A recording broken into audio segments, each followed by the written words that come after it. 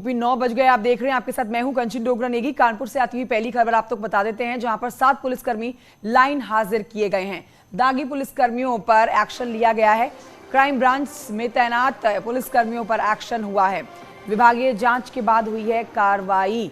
तो देखिए, 7 पुलिसकर्मी लाइन हाजिर जिनको किया गया है। दागी पुलिसकर्मियों पर एक्शन। क्राइम ब्रांच में तैनाती थी इन सभी की। क्राइम ब्रांच में तैनाती पुलिसकर्मियों की विभागीय जांच के बाद ये कार्रवाई की गई है। विभागीय जांच के बाद ये कार्रवाई, तैनाती में दागी पुलिसकर्मियों पर ये एक्शन है। 7 पुलिसकर्मी लाइन हाजिर किए गए हैं।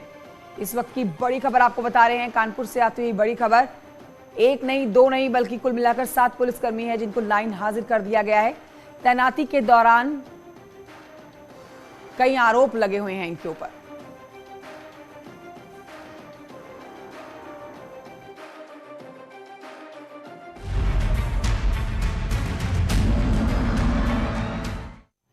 गाजियाबाद से खबर है। एनकाउंटर में 2 इनामी ढेर किए गए हैं। अनिल दुजाना गैंग के 2 गुर्गे ढेर हुए हैं।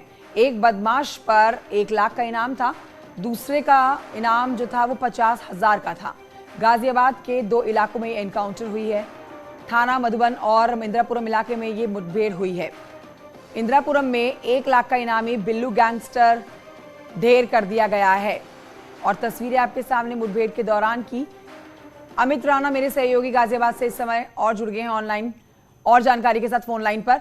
अमित राणा, पुलिस के लिए एक बड़ी सफलता, एक 1 लाख का इनामी और दूसरा 50,000 का इनामी ढेर किया गया।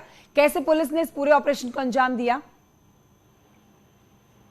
जी बिल्कुल, ये कहना बिल्कुल अतिशयोक्ति नहीं होगी। गाजियाबाद पुलिस द्वारा जो कार्य किया गया है, जिसमें कि 2 बदमाश, जिन पर एक पर 1 लाख का इनाम, वहीं दूसरे बदमाश पर 50,000 रुपए का इनाम था, दोनों ही बदमाशों को एक रात में गाजियाबाद पुलिस द्वारा ढेर किया गया। आपको बताना चाहूंगा, कविनगर थाना क्षेत्र में एक दोहरा हत्याकांड हुआ था, जिसमें दोनों ही अपराधी जो है वांछित चल रहे थे। हालांकि इनके कुछ साथियों को पहले ही पुलिस जेल भेज चुकी है।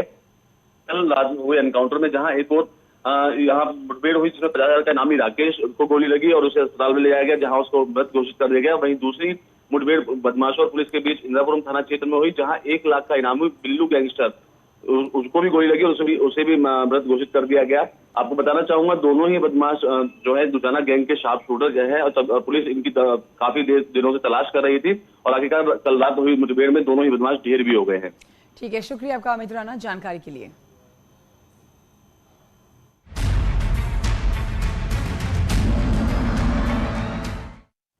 अगली खबर मेरठ से है, जहां आपको बताएं कि थाने के बाहर एक अजीबोगरीब पोस्टर लगा हुआ देखा गया, जिसके बाद हंगामा हुआ।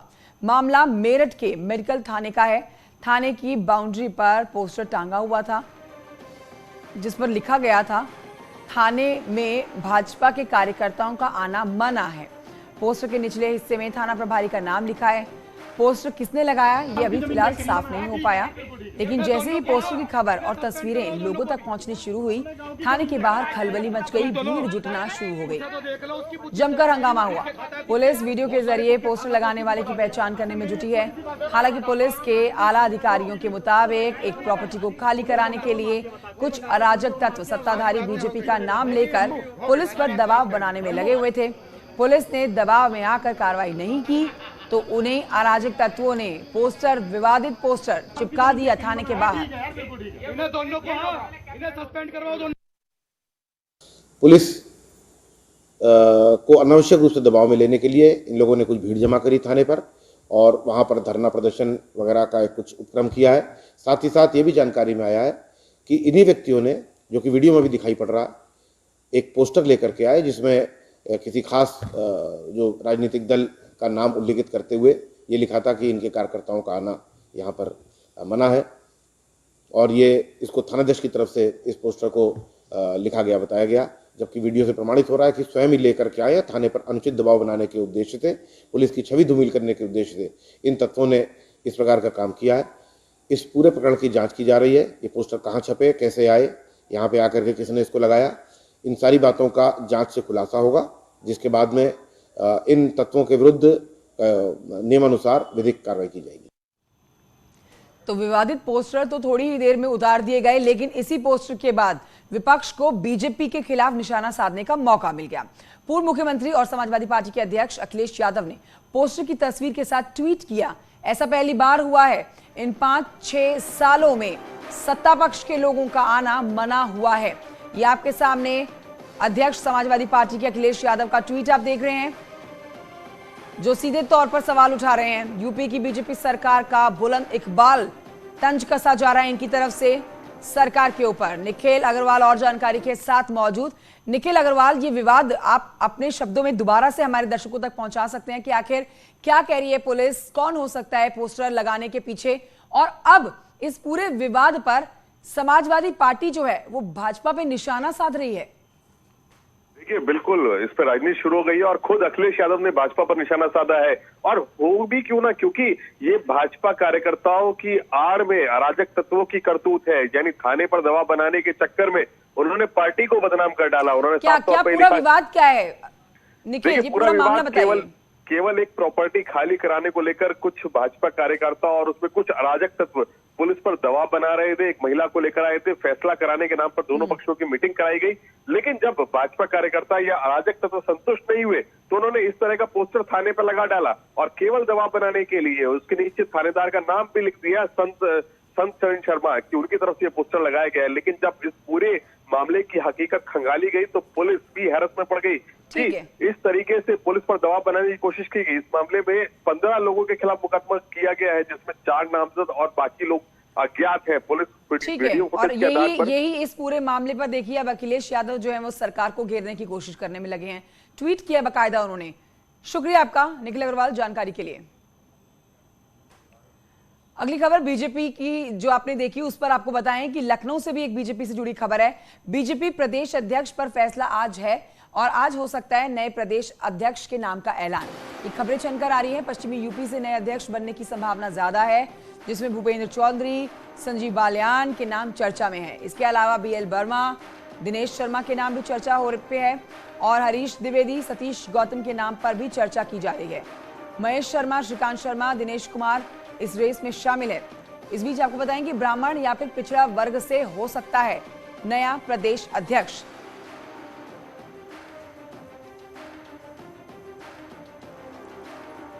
तो या तो ब्राह्मण या पिछड़ा वर्ग से हो सकता है प्रदेश का नया चेहरा अध्यक्ष पद का, लेकिन अब तक नाम साफ नहीं हो पाया है। आपके सामने कई चेहरे आप देख रहे हैं, कई नाम चल रहे हैं, लेकिन अब तक ये स्थिति साफ नहीं है। थोड़ा सा समय और लगेगा। कार्य समिति की बैठक से पहले ये ऐलान संभव माना जा रहा है। नए प्रदेश अध्यक्ष कौन होंगे?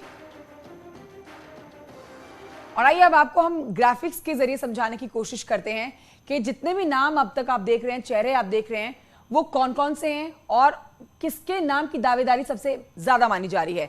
सबसे पहला नाम आ रहा है भूपेंद्र चौधरी का, तो भूपेंद्र चौधरी का नाम लिस्ट में सबसे ऊपर। संजीव बालियान का नाम भी नए प्रदेश अध्यक्ष की रेस में है। तीसरा चेहरा केंद्रीय राज्य मंत्री BL वर्मा का है, जो कि इस रेस में शामिल है।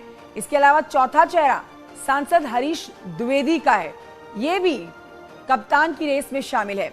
सतीश गौतम का नाम भी सामने आ रहा है, इनके नाम की भी काफी चर्चा चल रही है। महेश शर्मा के नाम की भी चर्चा बहुत ज्यादा चल रही है, लेकिन अब कौन होता है नया चेहरा ये देखना बहुत दिलचस्प है। और देखिए श्रीकांत शर्मा का नाम भी इस रेस में है, इनके चेहरे को भी काफी अहमियत दी जा रही है। डॉक्टर दिनेश शर्मा का नाम भी इस रेस में शामिल है, लेकिन अब तक ये साफ नहीं हो पाई है स्थिति कि आखिर कौन बनेगा नया प्रदेश अध्यक्ष। इस पर जानकारी लेते हैं संकेत मिश्रा से, हमारे साथ लखनऊ से मौजूद हैं। संकेत, बहुत सारे नाम हैं और सारे ही नाम अहम है, ये नहीं कह सकते हैं इस नाम की संभावना प्रदेश के प्रदेश अध्यक्ष बनने की दावेदारी की रेस में सबसे ज्यादा है। आपके सोर्सेज क्या बता रहे हैं? और ये बताइए कि इनमें से किसी एक नाम के ऐलान का कब तक हम संभावना लेके चलें कि इस दिन नया प्रदेश अध्यक्ष मिल जाएगा प्रदेश को?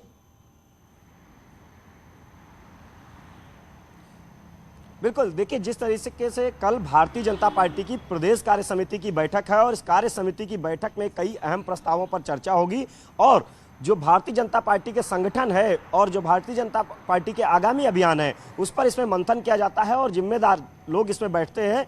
अब इस कार्य समिति से पहले उम्मीद ये जताई जा रही है कि प्रदेश अध्यक्ष के नाम का ऐलान हो जाएगा और आज ही प्रदेश अध्यक्ष के नाम का ऐलान हो सकता है।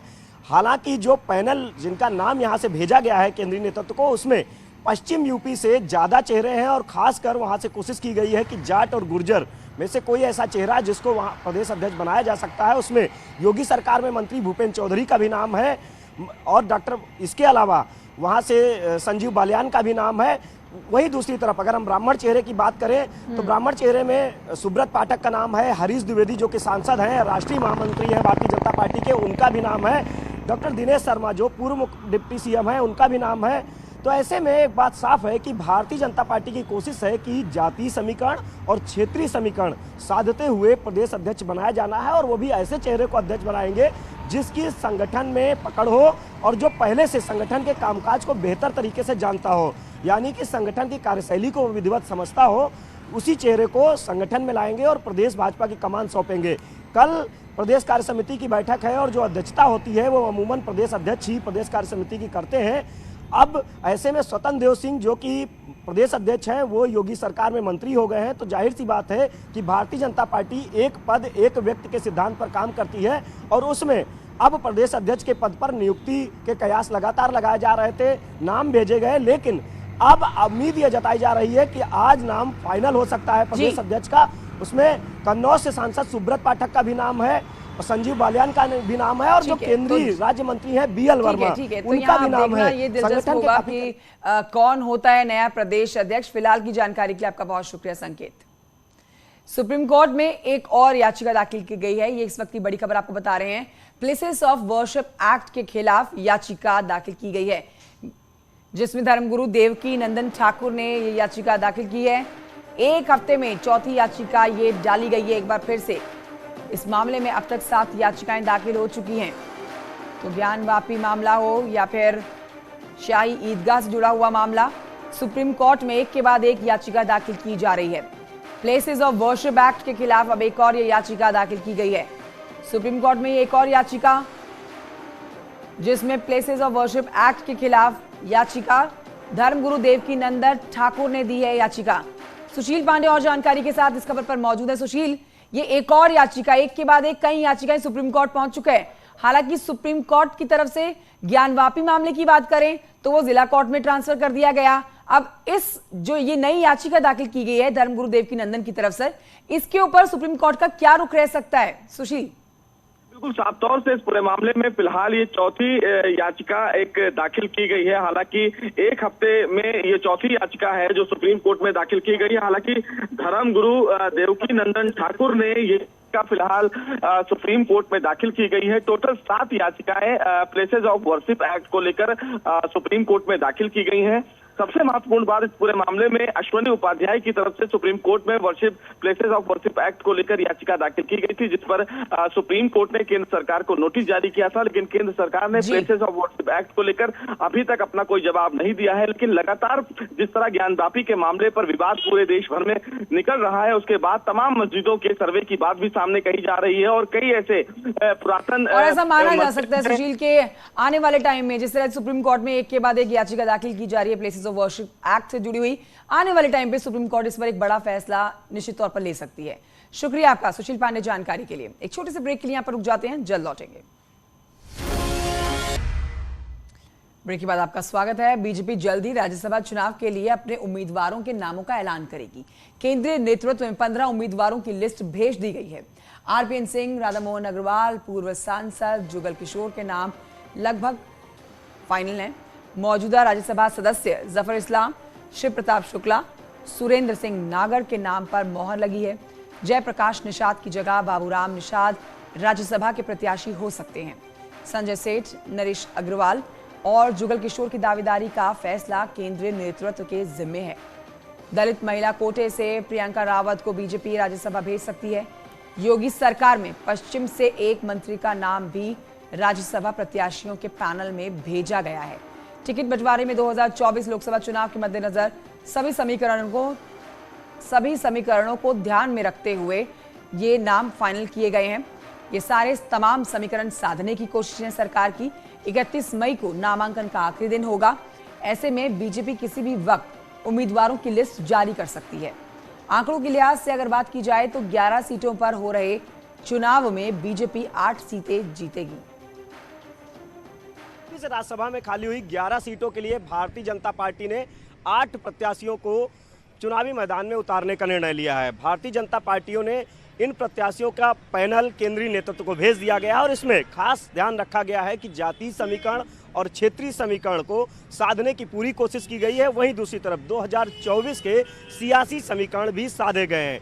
बीजेपी नेतृत्व का मानना है कि 2024 के सियासी समीकरणों के हिसाब से राज्यसभा के प्रत्याशियों को मौका दिया जाएगा और जिस तरह से भारतीय जनता पार्टी 8 प्रत्याशियों को आसानी से चुनाव जिता सकती है, यही वो वजह है भारतीय जनता पार्टी 8 प्रत्याशियों के नामों का ऐलान करेगी। कैमरामैन उपेंद्र के साथ संकेत मिश्रा, न्यूज़ 18 लखनऊ।